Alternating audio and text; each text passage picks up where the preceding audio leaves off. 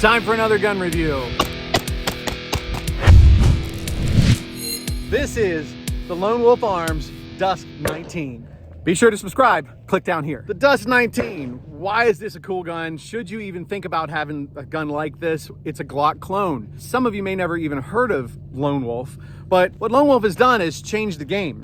This is a Glock 19 clone, Gen 3, with a lot of improvements and a lot of creature comforts that you don't typically find on your standard Glock 19. I was really skeptical of this, as I am with other guns that I don't really fire as much, but what I've found with Lonewolf is that this gun actually performs fairly well. So how did I get to know about Lonewolf Arms? So last SHOT Show, I was out walking the floor and I noticed primary weapon systems, and right next to them was Lonewolf, and I started talking to the wonderful people at Lonewolf, and I said, hey, I would love to try one of these guns out and see what I could do with it and do a review on it. And they agreed. This is pretty cool. So let's get into the specs. Number one, let's talk about the frame. The frame is a lot more ergonomic, in my impression, than the standard Glock 19 frame. And trust me, I've got several Glock 19s and I love shooting them, but this really felt good in the hand. Starting from the back, it has an exchangeable back strap where it can be flat or rounded. The overall profile of the frame itself is a lot narrower, and that makes it a little easier for everyday carry, for concealment. The single radius undercut, one of the issues I find when I'm running my Glock 19 is I don't really have enough fingers underneath the trigger guard to fit where my finger doesn't overlap onto the mag well, and they fixed that issue by putting that single radius cut underneath that trigger guard there, so I can get all of my fingers underneath and actually run the gun the way I want to. So I like that. Next is they did a little bit of a flared mag well. The overall profile, like I said, is a little narrower, even from back to front and the girth of it. So for me, I don't have ginormous hands, so it feels a lot more comfortable. However, I will say that this grip is much more aggressive than the standard Glock, even with the standard Glock stipple stitching job that you might do with your Glock lower. This is pretty aggressive.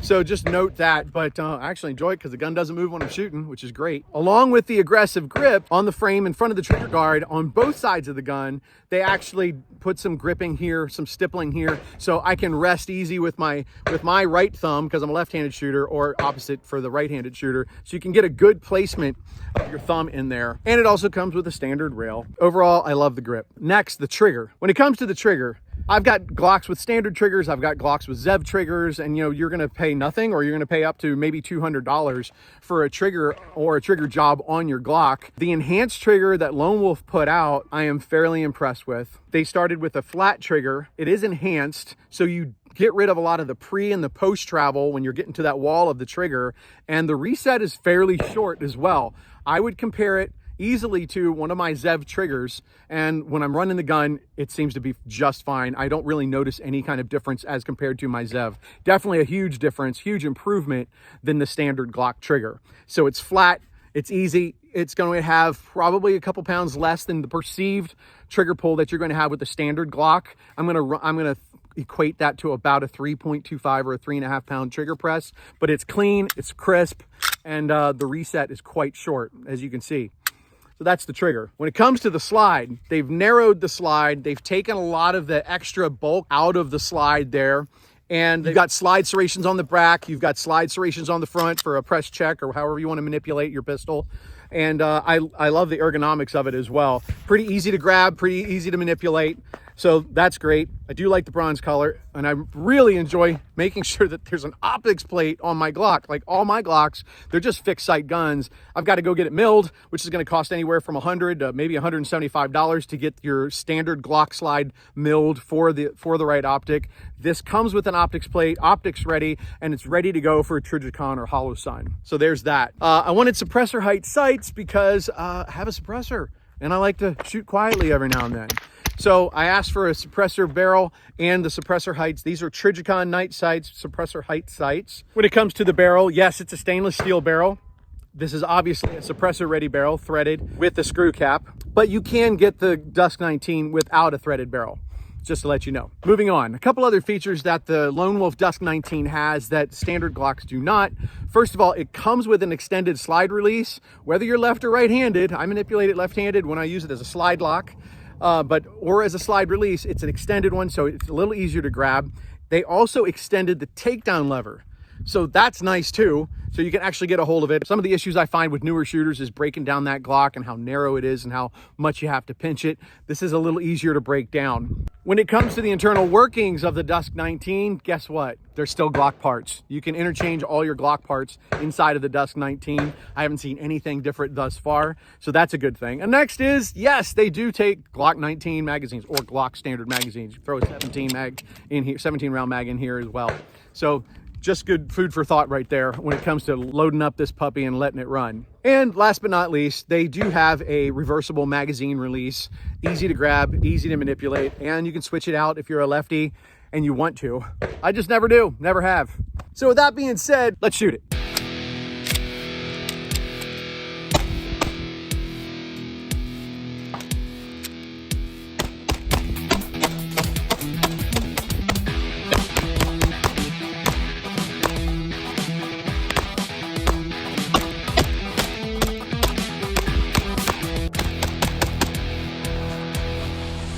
So what do I think about the Lonewolf Arms Dusk 19? Yeah, it's a shooter. I did have a break-in period for the first 2 magazines or so. It didn't want to feed as well, and I believe that was an old magazine that I was using. I will say that it definitely preferred the Glock magazines over the Magpul magazines, and that could just be a fluke and the magazines that I was using, so I wouldn't hold anything against the Dusk 19 for that.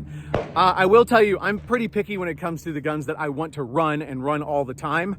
I typically shoot, I grew up shooting a lot of Glocks and obviously a lot of Sigs, but as an alternative, this is what you can consider. So if you have a Glock 19 or you're looking to get a Glock 19, but you want to have a little further capability and you don't want to break the bank by going into a wonderful gun like Shadow Systems, or you want to grab a Glock, a used Glock, and then trick it out on your own, I will say that this is probably a little more bang for your buck as far as an option.